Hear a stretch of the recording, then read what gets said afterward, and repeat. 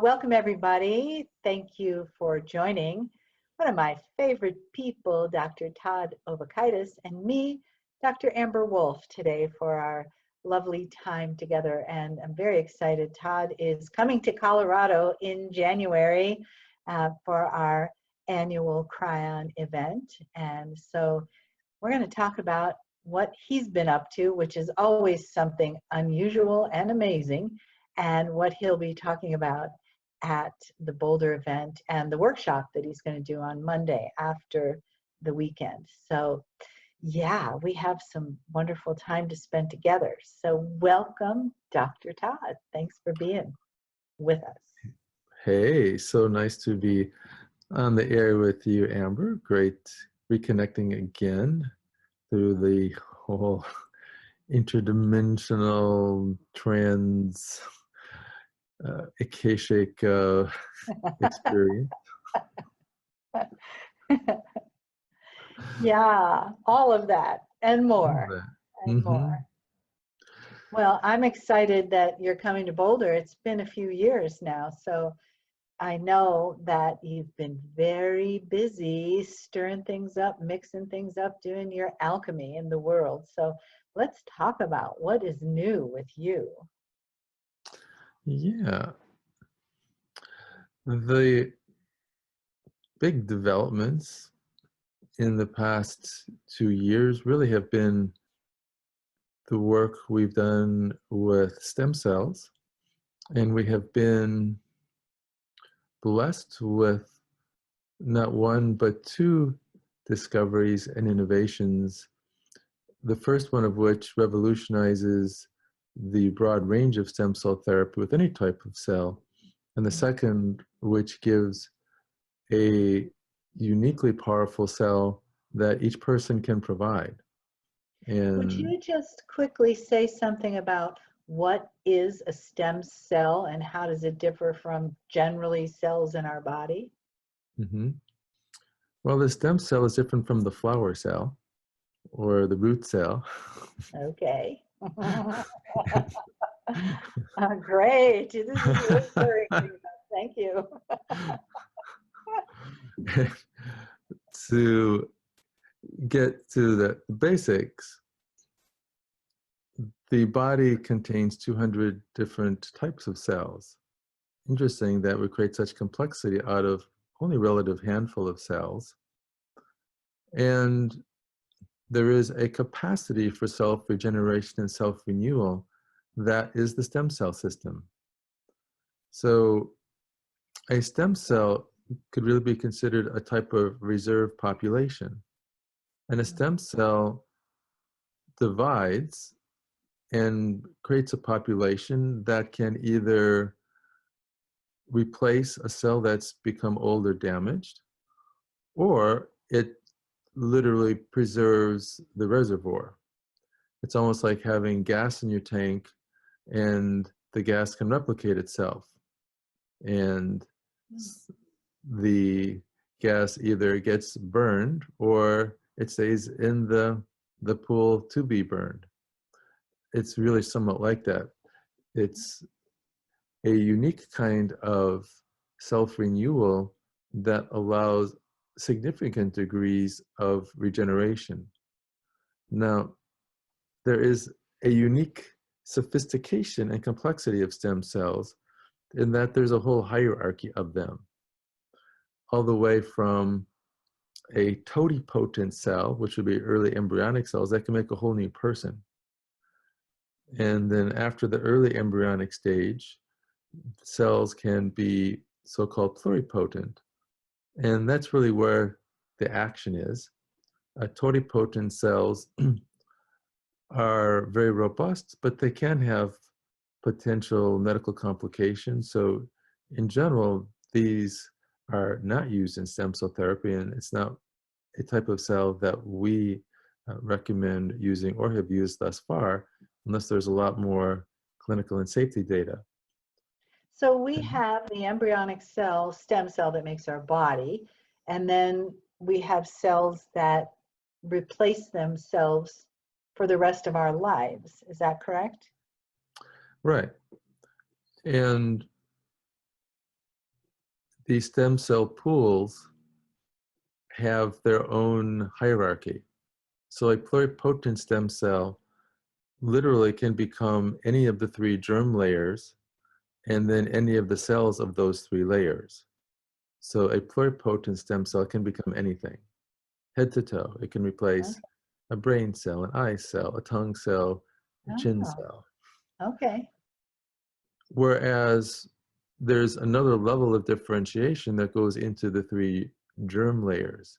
So without going into a big discussion of embryology and how the first little ball of cells creates three layers, and those layers then become different types of tissues, there is that first level differentiation, and those layers make specific types of tissues. So for example, ectoderm makes skin and nerve tissue. Okay. Mesoderm makes muscle and connective tissue. Endoderm makes digestive tissues like stomach, large and small intestines, liver, and pancreas. And there are stem cells that are specific to the germ layers that can then become tissues of that particular germ layer, but not everything. And then you get interdifferentiated stem cells that can just make that tissue. And virtually every tissue has been found to have stem cells. So that old rub that still really bugs me when I see it written in books, that the neurons in the brain do not regenerate. When you lose them, they're gone. It's just completely wrong. There's Oh, okay. That's the three good news, different types. right? What's that? That's the good news. That's very good news. And it's not new news, actually. It's very good news. And somehow basic science work doesn't get into textbooks. But it bothers me when there is a book that is authoritative, that makes a claim, that puts a limitation on our biology that simply isn't true. So the brain has three different types of stem cells, not even just one. And the skin has a type of stem cell, and the liver does, and blood-forming cells do. So they get into end-differentiated cells that are stem cells for that particular tissue. So there's a whole hierarchy of different types of stem cells, and their whole purpose is to keep the body as young, healthy, and regenerated as possible. Okay. And so the ones that you're working with are called? Cool. Really cool. Really cool. Amazingly cool. So, the ones we're working with are in that upper stratum that we call pluripotential. And what has been astonishing, shocking even, is the discovery that our bodies generate a powerful class of stem cells from the time we're about 8 to 12 cells old. Okay. So from the time we're barely even a microscopic dot, we start making from large embryonic stem cells teeny tiny, very small stem cells. And they're called very small embryonic-like stem cells, or VSELs. And this jargon gets a little bit wordy. You There's can a call lot of, them yeah. V cells for short. Okay. And that's the way scientists talk about them in shorthand. And a V cell is truly very small. They are so small that thousands of them could fit into a typical adult mesenchymal stem cell, for example. And what is unique about them is that by the time we're born, we've formed large numbers of them that circulate through our blood and bone marrow, and they go to sleep. They enter a state of hibernation. Wow. Which begs the question, why? What are they waiting for? Good question. That would be fodder for a metaphysical debate.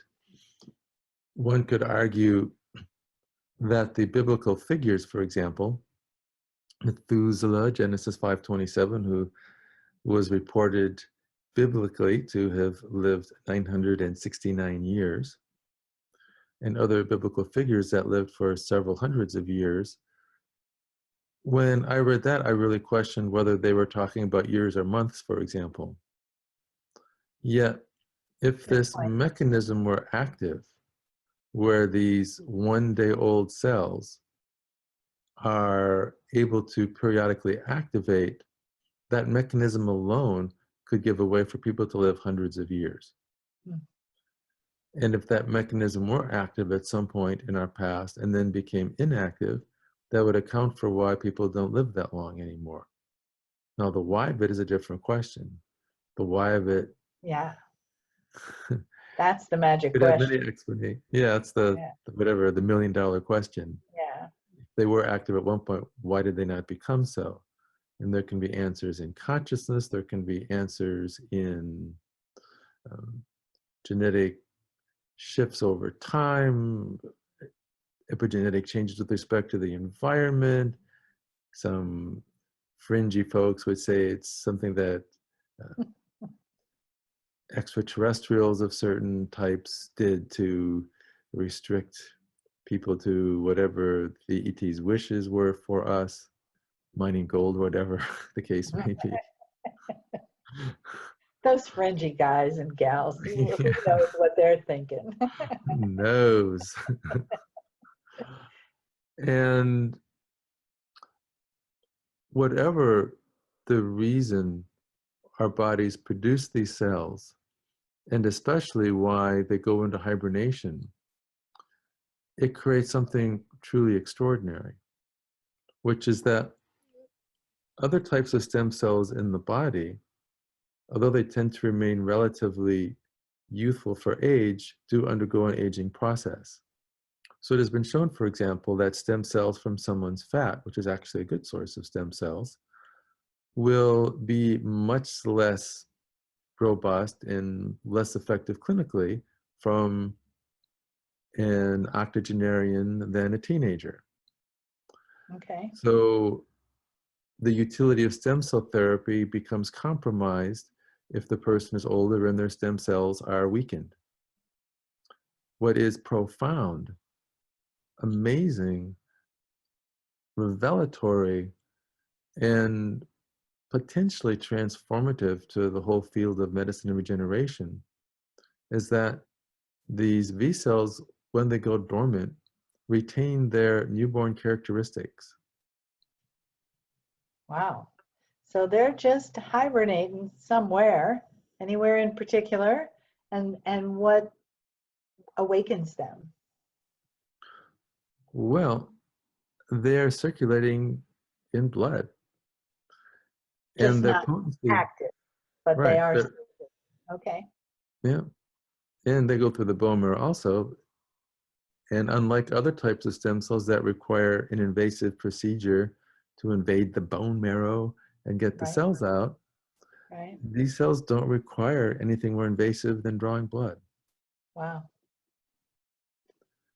And they're Okay. present in high numbers. It's basically as though each of us had stored their cord blood in a freezer for as long as you may have been on the planet, and they are ready to come into action as robust newborn caliber cells whenever they get the wake-up call.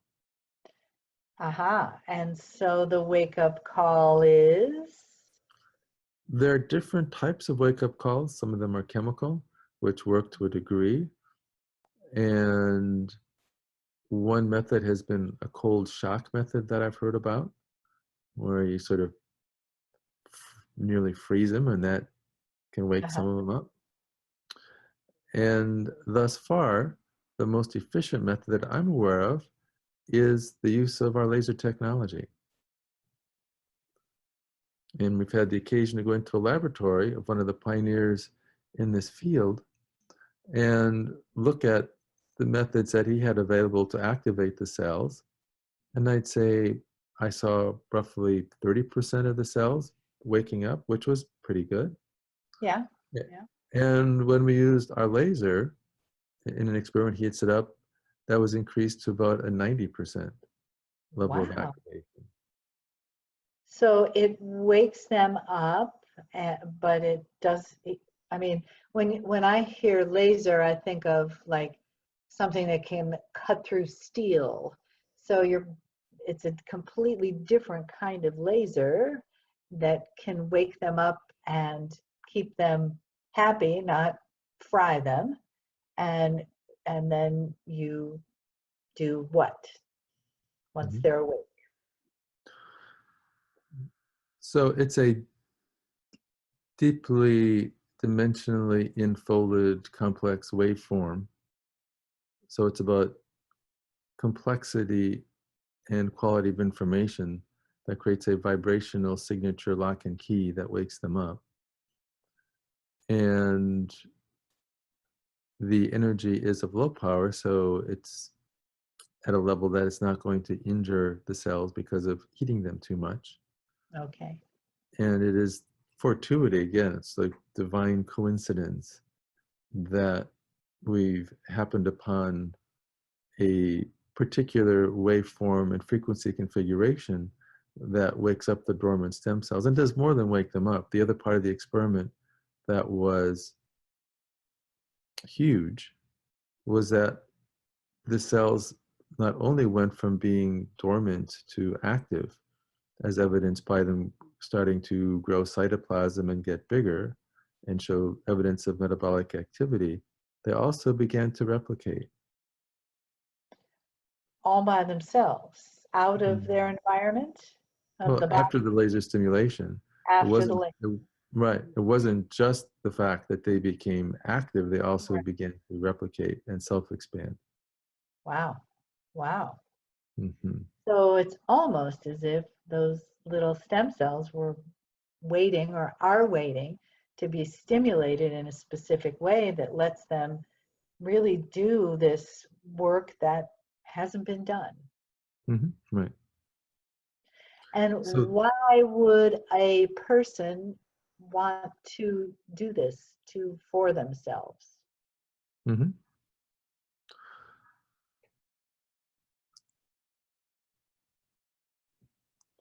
Three general reasons. Okay. One, for anti-aging purposes itself, given that there is an aging mechanism in the cells, a few actually. The one that's most popularly known is telomere shortening. And older cells tend to have shorter telomeres than cells at a more youthful age. As cells divide, the telomeres tend to get shorter and shorter. And that's what is believed to limit the human lifespan. They get too short and the cells stop dividing. Well, the telomeres on these sleeping stem cells are newborn length. Wow. So it's So as good resetting as the, it gets, right?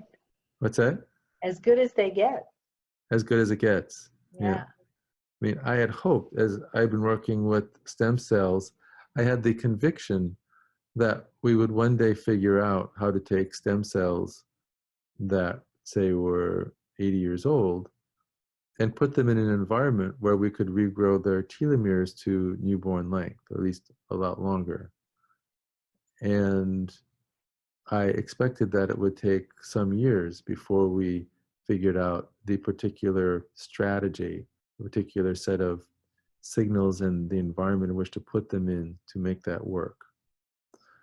The fact that we have circulating in our blood stem cells that are dormant, that aren't aging, that once you bring them into activity are reset to newborn caliber telomeres, it is truly the best of all possible worlds for regeneration medicine.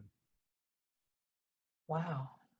All right. So you can use stem cell therapy for General anti-aging head to toe. general anti-aging and If there is a specific issue, then the next part of the discovery equation, our initial discovery, the one that was already in place as we began working with actual stem cell therapy, was another aspect of what the so-called QI laser platform can do, what we call quantum information lasers, which is creating the unique waveforms that I describe in the lectures, that when we use a particular configuration, it is a stem cell homing signal, that wherever we direct the beam, the cells are attracted to go there, adhere there, and repair there. Okay, so say you had a shoulder injury or an organ, like a heart valve or something that was not healthy as the rest of you, and you did the procedure to get your own stem cells out of your blood. And so do you re-inject the stem cells intravenously or into the particular area that needs treatment, and how does the laser help all of that work? Mm-hmm. The laser is very significant in the process. The first part is having active, robust, viable, useful stem cells. And stem cells can either come from the same person, called autologous, or can come from a different person called allogeneic. And while allogeneic cells do have some clinically studied and reported benefits, they are often not to the same degree as occur with cells that are a perfect match. So if someone had saved their cord blood, for example, that would be a perfect source of cells harvested when they were 1 day old. You couldn't ask for more. Right. Other than the V cells that we've now discovered maintain those newborn characteristics. So once you have a good source of cells, then the question is, how do you get them where you need them to go? And if you Right. inject it intravenously and don't have any way to give a focusing signature that gets them where you want them to go and concentrates them there, and particularly integrates them in the tissue by enhancing the cell adhesion system, then the cells will wander around randomly. And there Okay. may be an inflammatory or other signal that gets the cells there. And the reality is it tends to be the luck of the draw. Results can be very variable, and it can take a long time to see any results at all, if any even occur. So the second part of it, having the laser guidance mechanism, is really a way to accelerate and intensify the results. So for example, the first shoulder that we treated had been in a person who had a series of athletic injuries, multiple dislocations, and had a painful shoulder with restricted motion for over 30 years. Wow. With joints, if they are significantly injured, we often will inject cells directly into the joint while also giving them systemically. And then the laser does two things, at least I believe it does two things. It will recruit cells from the blood to go into and around the joint. And then the cells that are directly in the joint, it will give them the information to adhere to the surface linings, the cartilage surface in particular, faster than would otherwise be the case. So with that particular person, and keeping in mind that stem cell therapy often takes 3 or 4 weeks to show any results at all, within about 15 minutes, he had no pain and full range of motion. Wow. After 30 years? Yeah. Wow. Wow. But sometimes it takes longer to see something change, 3 to 4 weeks. But still, if you've been in pain for 30 years, 3 to 4 weeks is nothing, really. Right. Even that. So now you've said general anti-aging, and then specifically for treatment of an injury or an illness. And then what else? The third thing. Cosmetic, baby. Okay, let's talk about that. Have you seen Ruby since her procedure? I have. Yeah, I'm jealous. Uh-huh. Yeah, yeah. And so talk a little about her procedure so that people that haven't seen it, like I have, I saw her during the procedure, of course. She Hmm. took a picture of herself and sent it to me. Yeah. Not everyone listening to this will have seen that. So yeah, talk a little bit about that. That was really fascinating to me. Hmm. Right. So in the pre-treatment, we took photos, and I don't think we would mind our saying that there were uh, lines around her eyes and lines in her forehead. Hmm. And the procedure involved harvesting the cells that we talk about, the so-called VSELs, separating them from blood, waking them up with the laser, and then as a cosmetic procedure, they can be directly injected into the face to reduce wrinkles and rebuild collagen and make things look younger and stretchier, or into the scalp to grow hair. Wow. I want all of it. I want the rejuvenation chamber. Well, this is This is bringing back today's ancient rejuvenation technology. chamber. Yeah. Yeah, Yeah. just more Wow. portable than it used to Yes. be. Yeah. Yeah. Yeah. Wow. So that being So, said, right. And to complete Ruby's story, yeah. I saw photos from 2 weeks after the procedure, which involved the injection of the cells directly into the face in an artistic way. It's not just shooting them in there. There is a lot of art to where they go and how they go and how they shape the filling in process. And that was also coupled with a technique that is really being used and quite effectively for rejuvenation, which is the micropuncture method with little I've tiny heard. needle marks that, Yeah. that stimulate the Yeah. skin to build collagen. So that Right. was part of it. And the photo I saw 2 weeks later, there were essentially no lines in her forehead. Right. Right. And the lines around her eyes were much reduced. She looked easily 15 years younger. Wow. Wow. All right. So, And we're growing hair too. wow, that's amazing. I had no Hmm. idea about the hair and the skin. Hmm. Hmm. Okay. So, how long have you been experimenting and working with stem cell therapy? It's been quite some time, hasn't it? The actual clinical side of the equation has been about 3 to 4 years now. Okay. And when you're in Colorado in January, you will be doing some stem cell therapy at a clinic in Boulder, correct? That's right. That's That right. will be an opportunity for people to experience. That's true. Yeah. And so people can find out how to schedule those appointments by writing to or calling. Probably the best way is to connect directly with our coordinator, which is Margie Right. Harrison Yeah. at mharrison at Keygenix,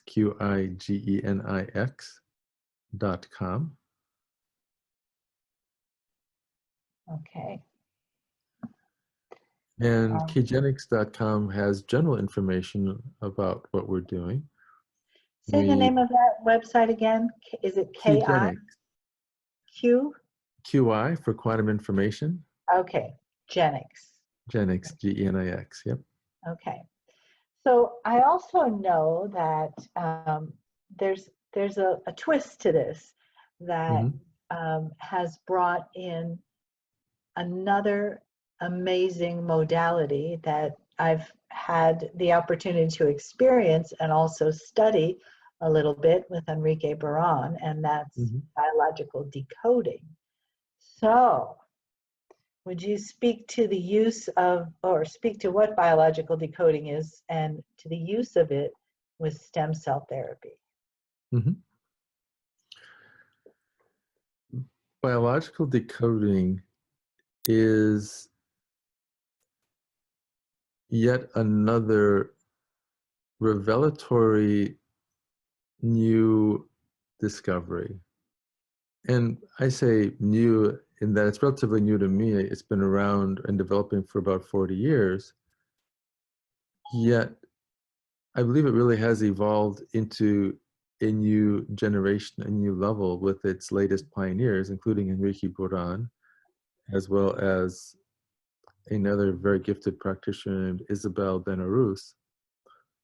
And the profundity of biological decoding is the core belief, the core assertion that a disease is a word spoken not with the mouth but with the body.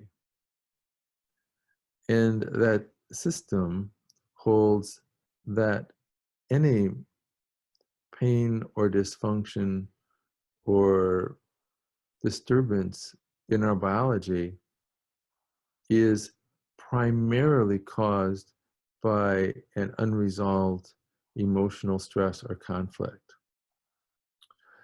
And if our goal in regeneration medicine is to assist someone that has a painful or dysfunctional organ or body part or system, it's one aspect to provide the reparative cells to heal the physical aspect of it. And if the psycho-emotional aspect of it is not addressed and relieved, that may prevent the healing from happening, or at least being as complete as it possibly can be. So the two modalities go hand in hand, finding the core emotional stress with the idea that it is the stress that is a focus in the brain that is then sending signals to an organ for that organ to express the biological solution that we would call the illness. That unless that stress is addressed in some way and relieved, the healing may be incomplete or the person may recreate that condition. And sometimes all that is needed to facilitate a healing is to get to the core of that issue, and chronic problems of almost any duration can simply melt away. Now, if you Can then you give an combine that, example of that? Could you give an example of how the brain might create, I don't know, how about diabetes? Why would the brain create something like diabetes? And does it have the power to do that? That's kind of news, isn't it? I mean, we think about the pancreas and we think about heredity and we think about, bad diet, not the brain. mm-hmm. From the decoding standpoint, diabetes has been thought of as having the two conflicts of resistance and repugnance. So with insulin-resistant diabetes, the blood tends to have a higher level of glucose.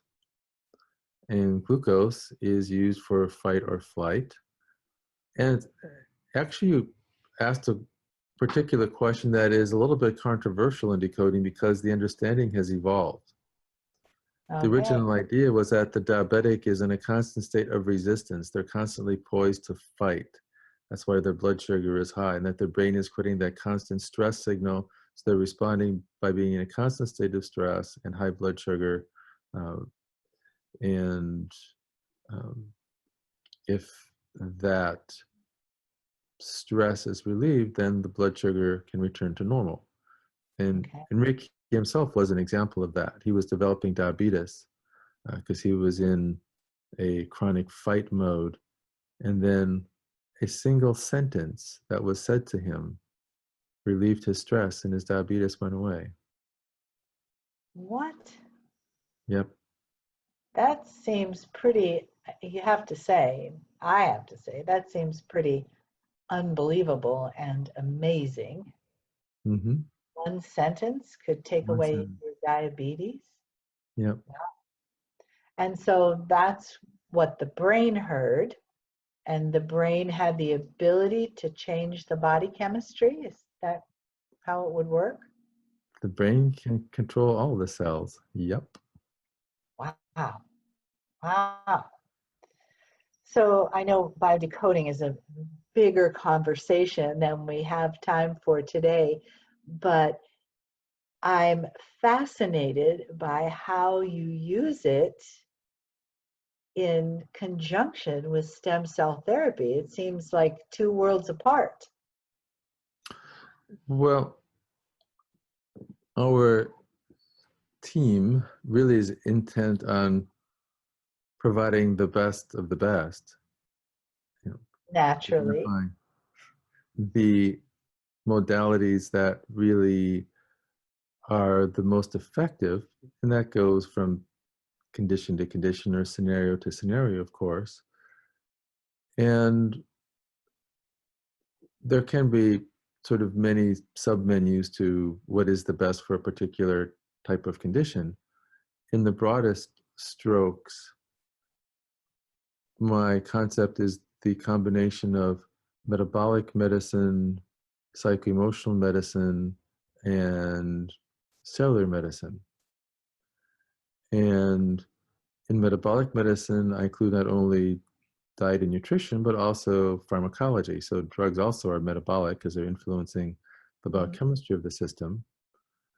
And then the psycho-emotional piece, it's the brain that's literally coordinating and setting and calibrating the life processes from respiration to cardiac activity to digestive activity, all on down the line. Mhm. And then you sometimes simply need more cells. It's simply a function of having the sufficient number of robust, biologically, biochemically active cells to make things work.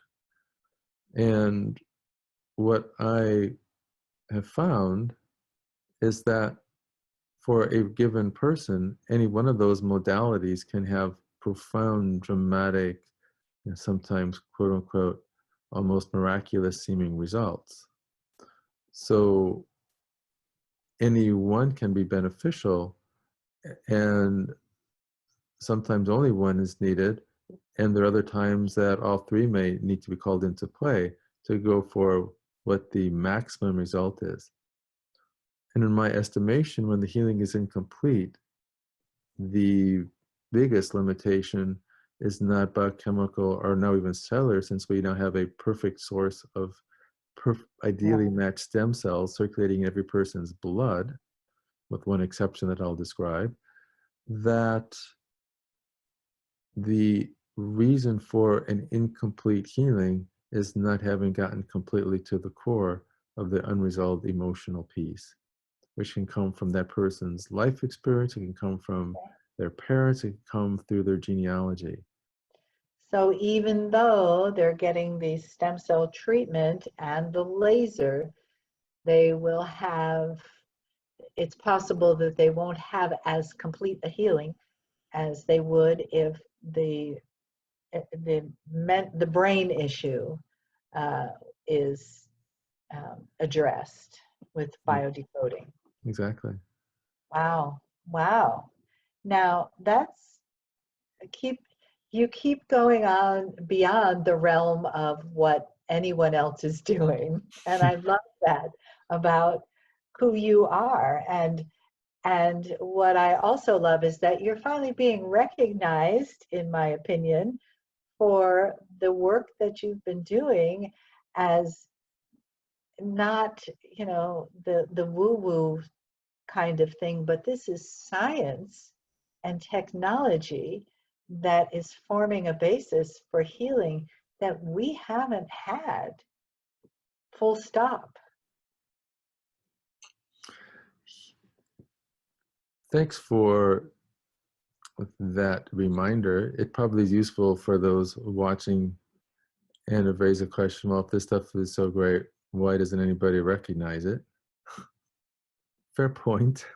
Yeah, yeah.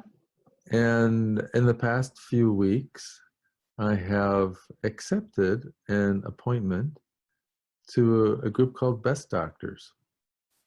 And Best Doctors is a Harvard professor originated program with the intention of finding the best practitioners in the world in the various specialties of medicine. And I've just been recognized as a best doctor in stem cell medicine. Well, congratulations, Todd. You deserve the recognition. I know you have worked hard and long and uniquely. It's not just a nose to the grindstone thing.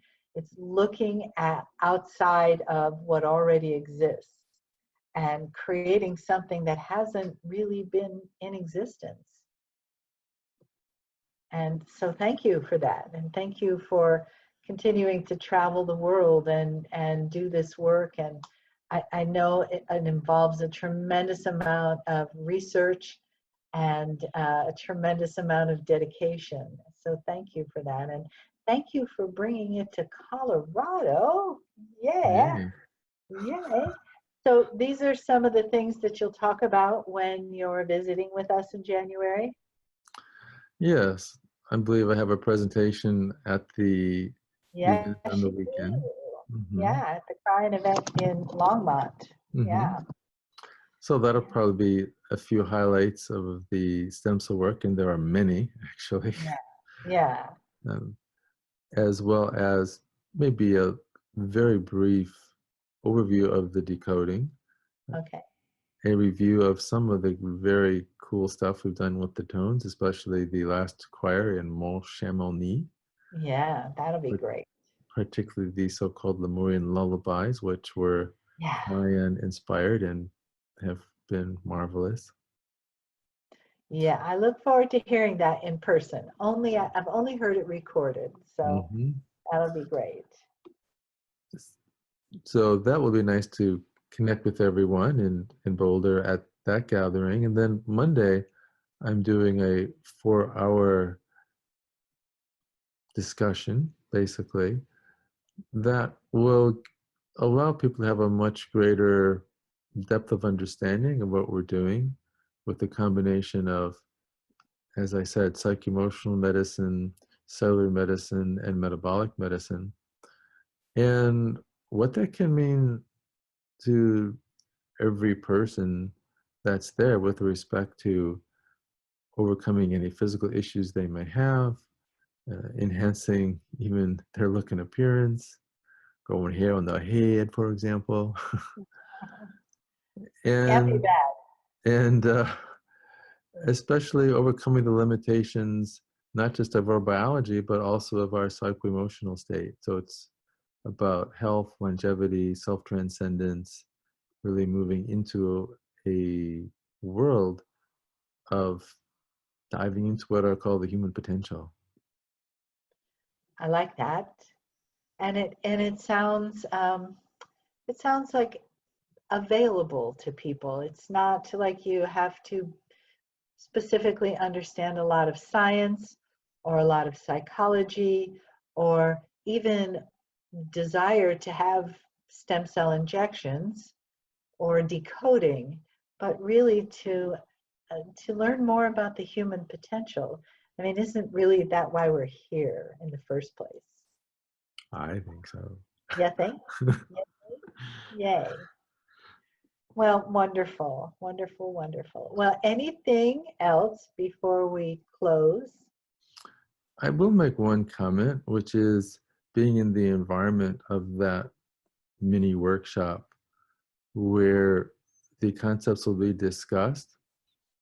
It is profoundly catalytic, and there can be questions and even short answers that may have a profound influence, much more than you would expect Hmm. for words to make. And I have seen it myself now on a number of occasions with people with whom I've worked, that at a certain point as you become a student of decoding, that you can sometimes tune in and literally just ask one question or make one statement that relieves something that's been present for a long time. Wow, that's powerful. Yeah. Very powerful.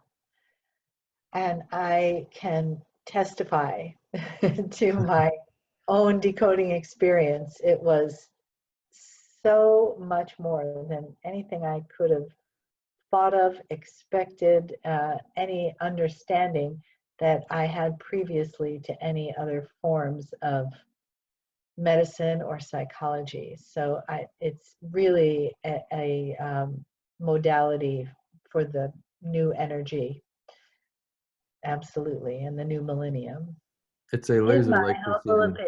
opinion. Yes, it's a laser-like precision tool. Yeah. And there are many methods psychologically and even psycho-emotionally that have given people huge benefits over time. Yeah. And many modalities that can give the same results as biological decoding, like NET, Psych-K, TFT, EFT, EMDR, the whole alphabet soup Yeah. modalities.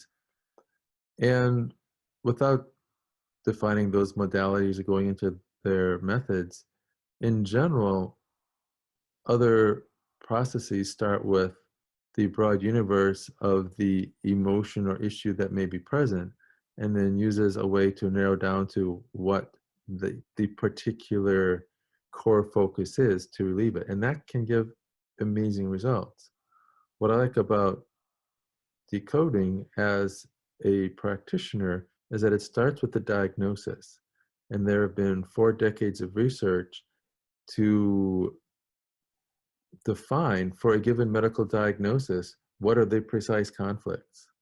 So often you don't start with the universe of all the emotional stresses or conflicts it could be.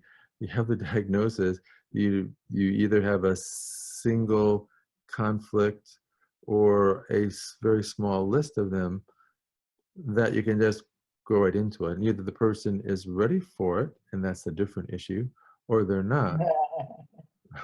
Yeah. And if someone isn't willing to be healed or ready to be healed, it doesn't matter what you use or do. That's a different Sure. issue. Sure. Whereas if someone is ready, now there are the tools to make the healing available. And it doesn't require hunting through the whole universe of the different types of stresses or emotions or conflicts it can be. This is diagnosis, boom, this is a conflict. Then it's a process of assisting the person to become consciously aware of what's been buried deep in their psyche and to release it. And to release it. Yeah. And that's a process in itself, isn't it? That's Yeah. exciting. I am just so thrilled that you're going to be joining us this year. Thanks for coming to Colorado. Wear Hey, your clothes. It'll be January in Colorado, California boy. hey, I'll wear my mittens. Yeah, yeah. Thanks so much for spending this time with me, Todd. It's You. great to have this information. It's always good to talk to you, and I'm excited to get this out there for people to have more understanding about what you've been up to and what's available in terms of the human potential.